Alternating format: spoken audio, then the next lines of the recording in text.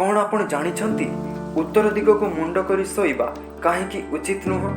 तेबे आसंतु जानिबा एहार मुख्य रहस्य। एमिति किछि रहस्य रहिछि जाहाकु आमे ऊपर नेग्लेक्ट करि दिथाउ सत्य, मात्र थरे गभीर भावे चिंता कले जना जाए जे एहा केते लाभ बा क्षतिकारक आम पई साजि थाए। आजिर एही साइंस फैक्ट मध्य सेमिति किछि गंभीरपूर्ण टॉपिक मानक मध्यरु अन्यतम। टिके ध्यान देई सुनिबे। आमे समस्ते छोट बेले विद्यालय रे पढ़िबा समय रे ग्लोब देखिछु।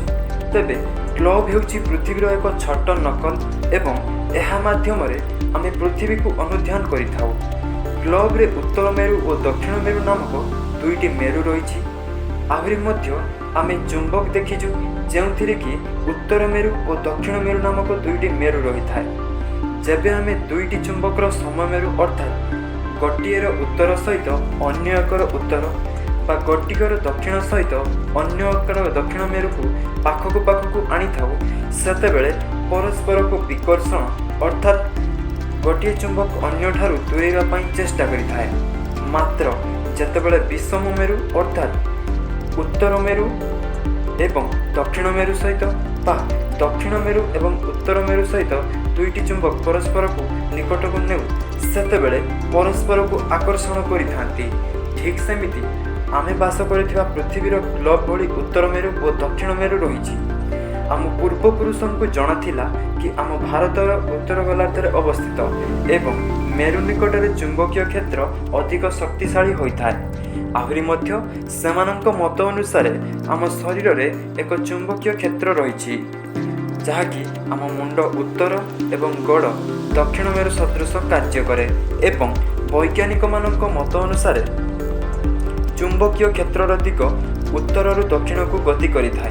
तेबे आमे उत्तर दिग को मुंड करी सोइले आम मुंड जहाँकि एक उत्तर मेरु सदृश एवं आमे बास करुथिबा भारत जहाँकि पृथ्वीर उत्तर गोलार्धरे अवस्थित परस्पर को मुहाई थांती। अर्थात संक्षेप रे कहया पई गले एठारे आमर मुंड एक उत्तर मेरु एवं आमे बास करुथिबा पृथ्वी रे आम जो भारतवर्ष ताहा मध्य उत्तर रे रहिछि। तेणु दुईटी उत्तर मेरु परस्पर को विकर्षण करिबा द्वारा चुंबकीय क्षेत्रर कुप्रभाव आम शरीर उपरे पड़ी थाए, जहा द्वारा मुख्यतः आम स्नायुकोशर रक्तचाप बा ब्लड प्रेशर बा संक्षेप रे बीपी उपरे अधिक चाप पड़ी थाए।